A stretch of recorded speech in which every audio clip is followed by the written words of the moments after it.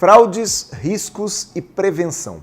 Esse é o título do livro do Matheus Solana e ele é quem vem ao Café Corporativo de hoje.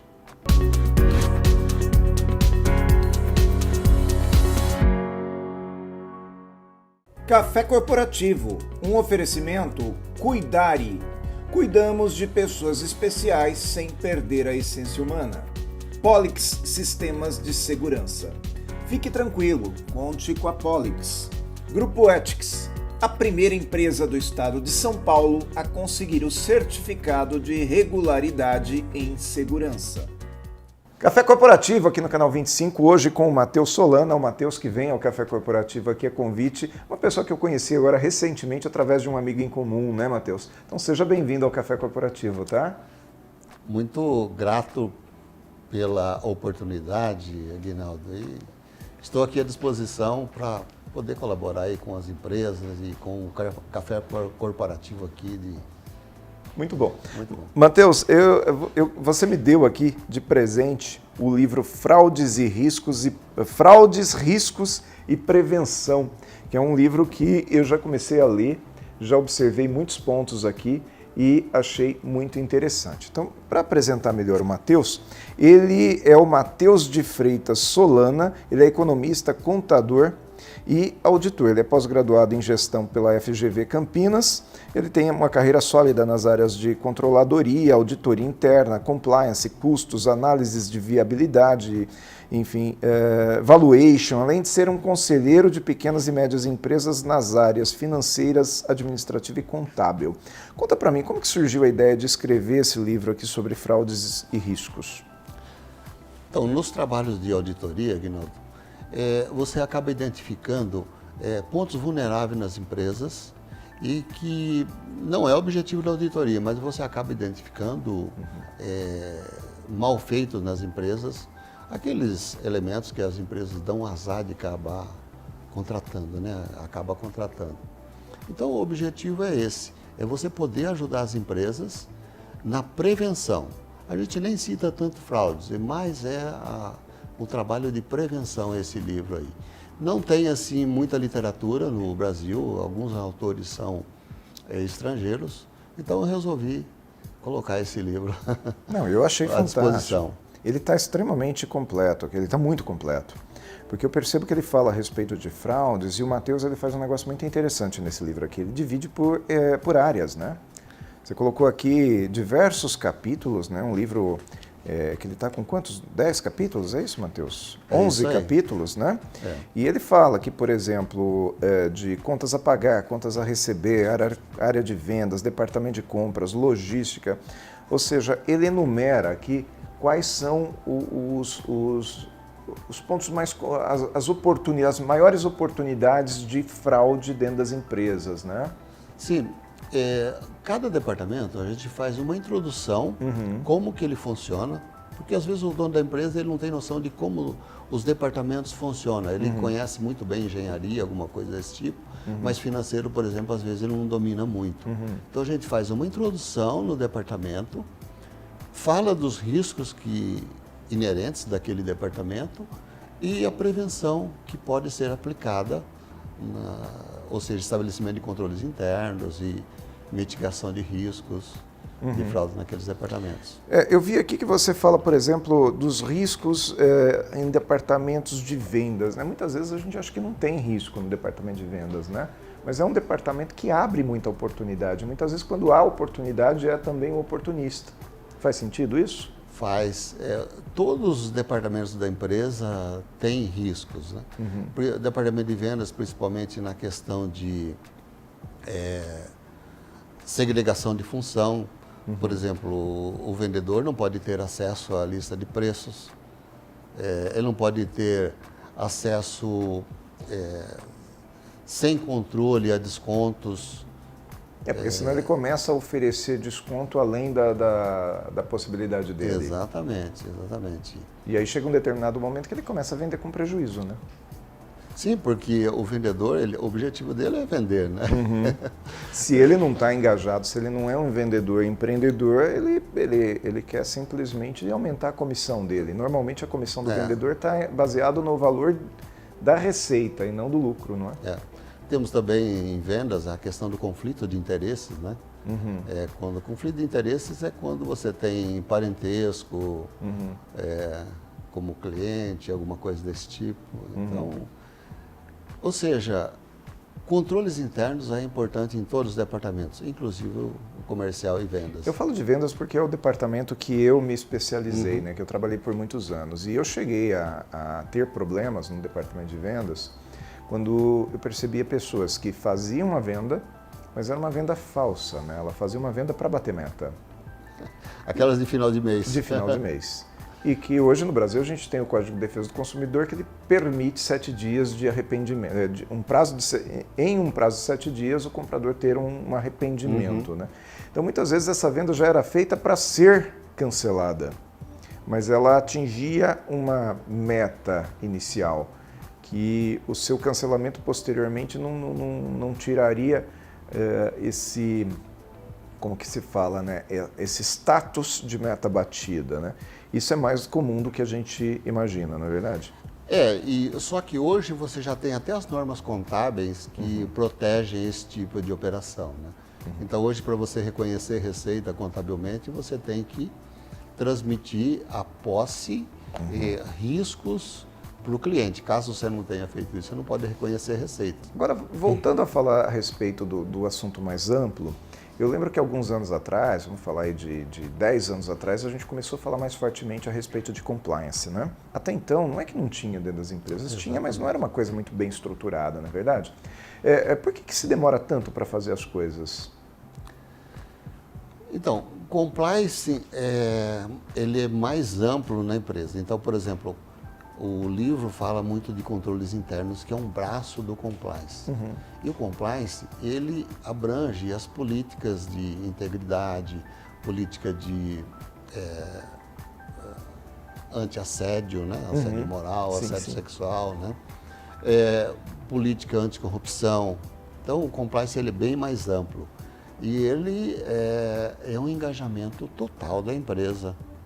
Envolve todos os setores, treinamento. Então, por isso que às vezes demora um pouco para ser implantado. Você acha que é uma Mas coisa? eu vejo assim, extremamente importante as empresas implantarem compliance. Sim, quando eu falo do compliance, é porque o compliance, como você diz, né, essa prevenção é um braço, né? Mas o que eu quero dizer é que décadas atrás nem isso existia, não é verdade? Então era uma coisa assim muito solta. Será por falta de ferramentas de controle ou por falta de consciência mesmo? Seria ferramentas de controle e os cuidados realmente com o estabelecimento de controles internos, Aguinaldo. Eu vejo assim, e hoje é um risco muito grande, porque as empresas ela cumprem um papel social. Hoje você já tem a ESG e, por exemplo, quarta-feira saiu, 31 de agosto agora, uma fraude envolvendo a CEMIG e imediatamente já teve que contatar a Bolsa de Valores americana. Então, você vê que a fraude, às vezes, não é só prejuízo financeiro, ela tem também uma questão de prejudicar a imagem da empresa. Um efeito social muito grande. É um né? efeito social. Porque imagina, eu lembro que há alguns anos atrás, quando saiu aquele escândalo da Odebrecht, por exemplo, eu lembro de um amigo que trabalhava na Odebrecht e ele era muito... Ele gostava de dizer que trabalhava na Odebrecht. Quando saiu aquele escândalo, ele parou de falar. Ele já não falava mais, né? Eu vejo pessoas que saem para almoçar e elas fazem questão de manter, né, o crachazinho da empresa. Com orgulho. Isso, com orgulho. Eu trabalho naquela organização que é extremamente bem estruturada, exemplo. De repente, aquela organização... E toda a sociedade, os familiares fazem questão de falar, olha, meu marido, pai meu pai trabalha, trabalha né, minha esposa trabalha na empresa X, não é verdade? Então, quer dizer, isso é um prejuízo muito grande do ponto de vista social. Do ponto de vista. Não é? Tá certo. Matheus, a gente vai fazer um intervalinho e a gente volta daqui a pouco para o segundo bloco, que tem mais assunto que eu quero falar com você, tá bom? Ok. Vamos conhecer a Ethics.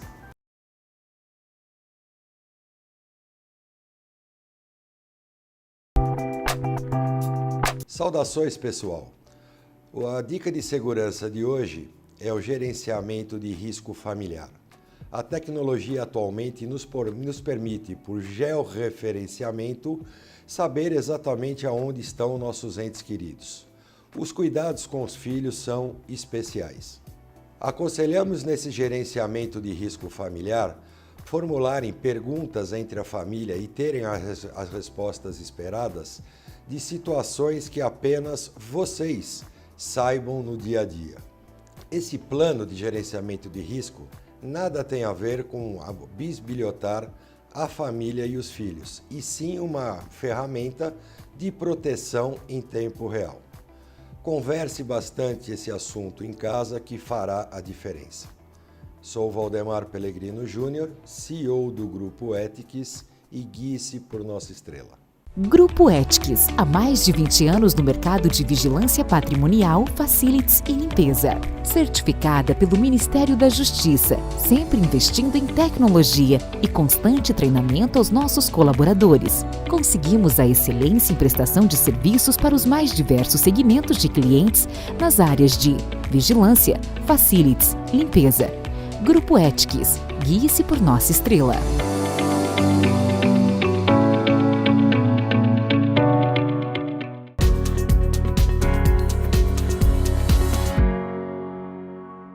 Segundo bloco do Café Corporativo, hoje com o Matheus Solana, falando a respeito de prevenção, riscos, enfim, fraudes, riscos e prevenção, que é o título do livro que ele nos trouxe aqui, que me deu de presente, inclusive, muito bacana aqui. Muito obrigado pelo livro, viu, Matheus? Merecido. Matheus, a gente falou um pouquinho antes de começar o nosso programa aqui, nos bastidores, sobre a diferença entre fraudes e corrupção, né? Esclarece um pouco para a gente, deixa o nosso telespectador entender o que é fraude e o que é corrupção. Fraude e corrupção, eles pertencem ao mesmo nível, né? A mesma família, vamos falar assim, né? De malfeitos. Né? São quase iguais. São quase iguais, né? Vamos falar de corrupção. Corrupção, ele envolve mais elementos no ato.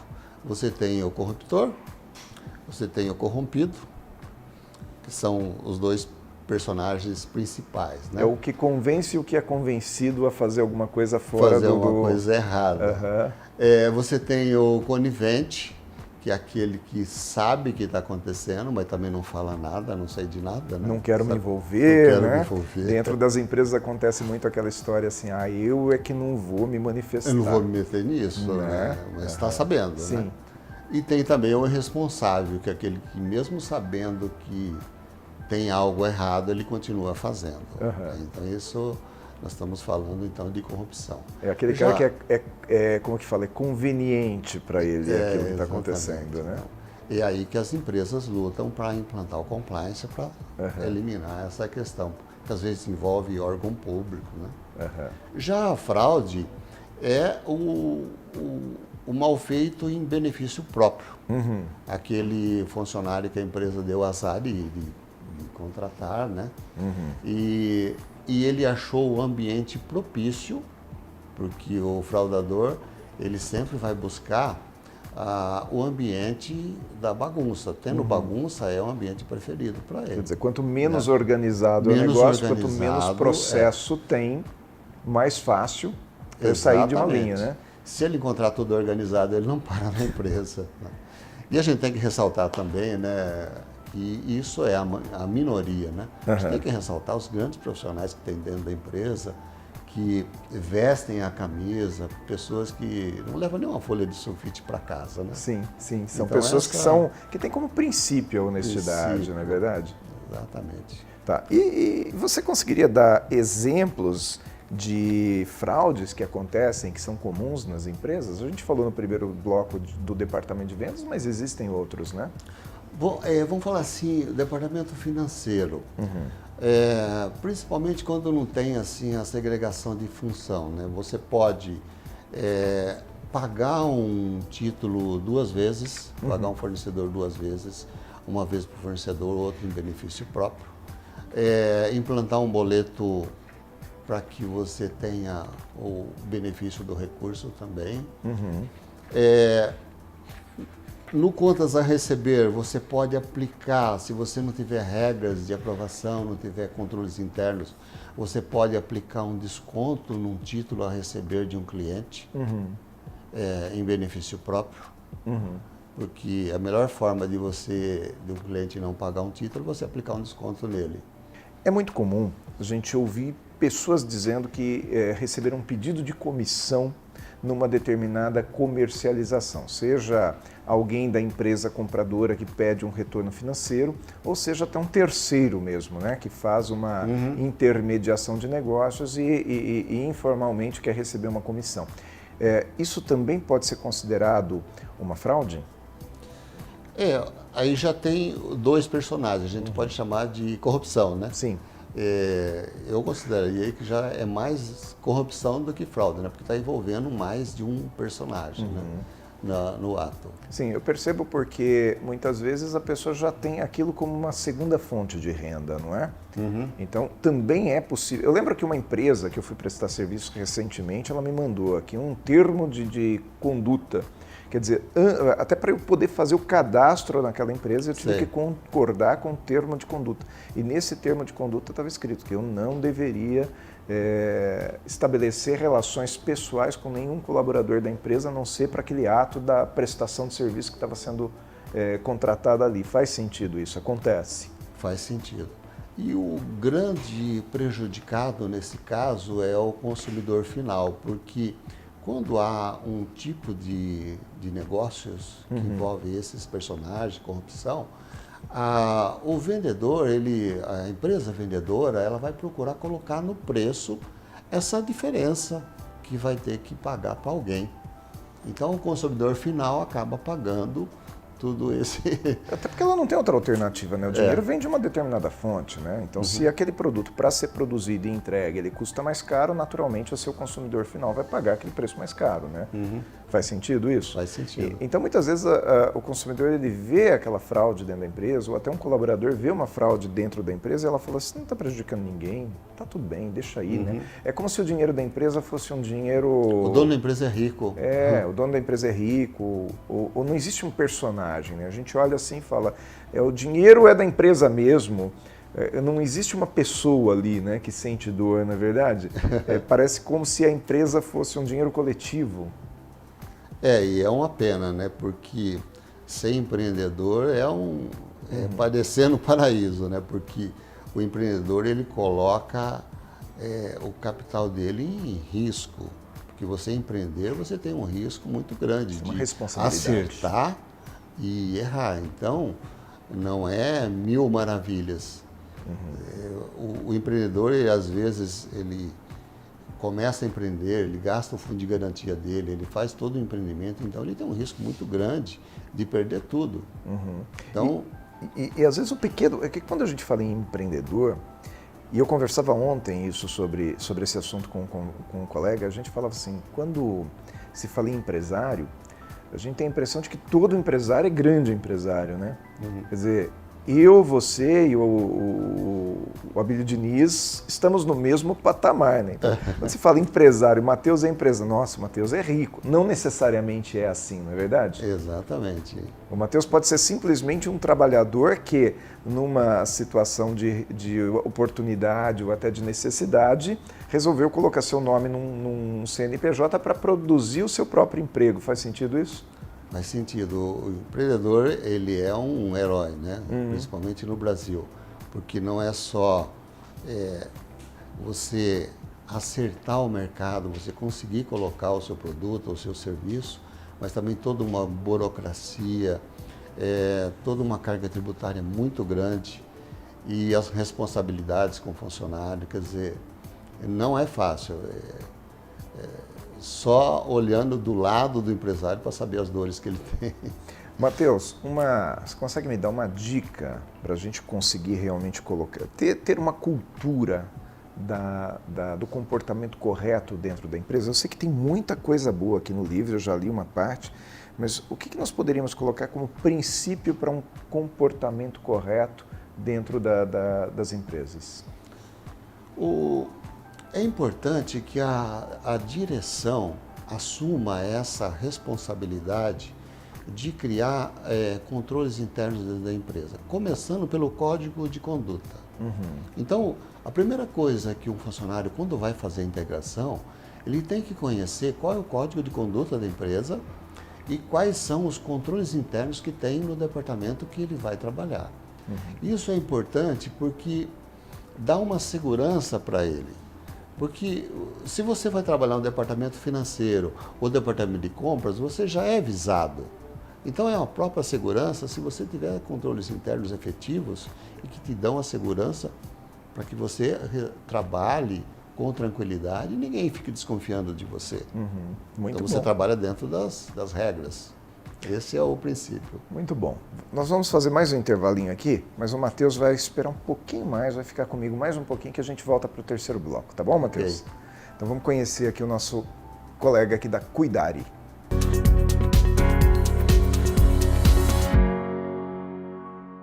Olá pessoal que assiste o Café Corporativo, tudo bem com vocês? Espero que sim. Um dos grandes benefícios que nós temos hoje em dia é a adaptação. E hoje é muito difícil achar alguém que não tenha pelo menos um membro idoso em sua família. Afinal, já se tornou uma situação muito comum e corriqueira. E ainda bem, isso mostra que a nossa população está envelhecendo e com saúde. Porém, tem que ter algumas adaptações, né, no dia a dia.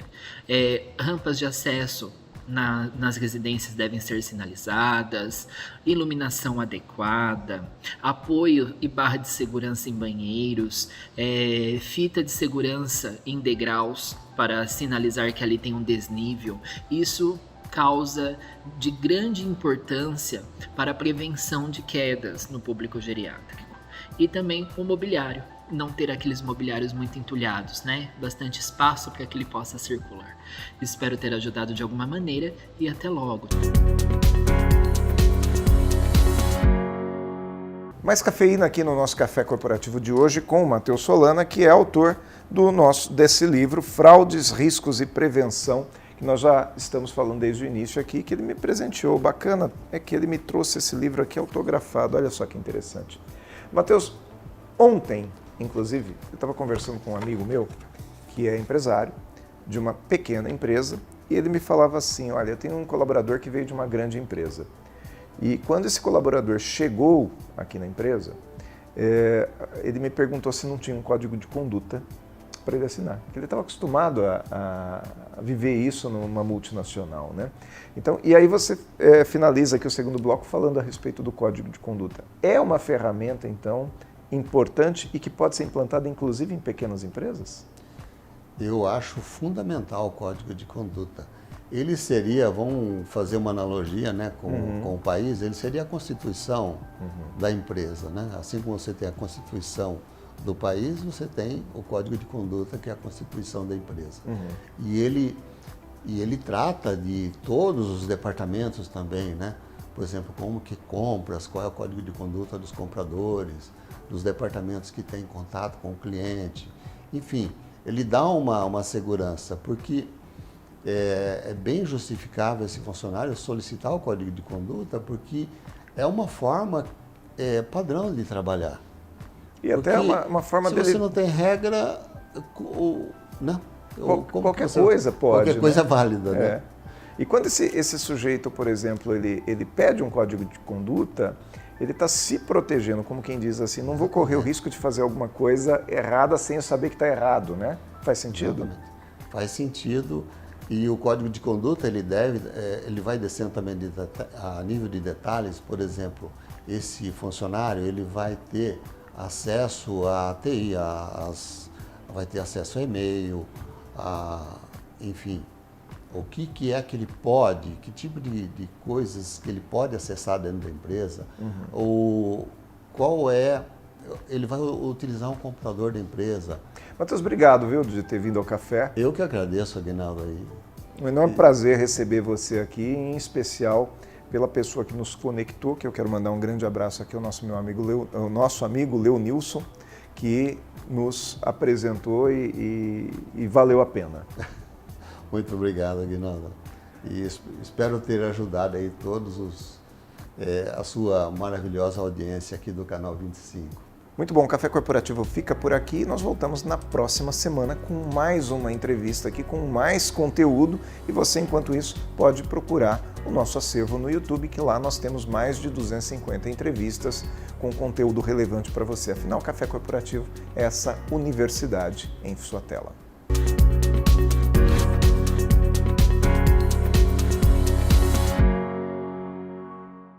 O que você pensa quando falamos em segurança para você e sua família?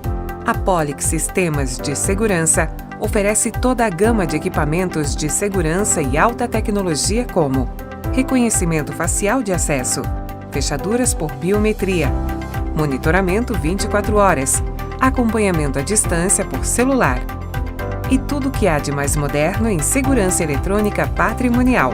Fique tranquilo, conte com a Polix.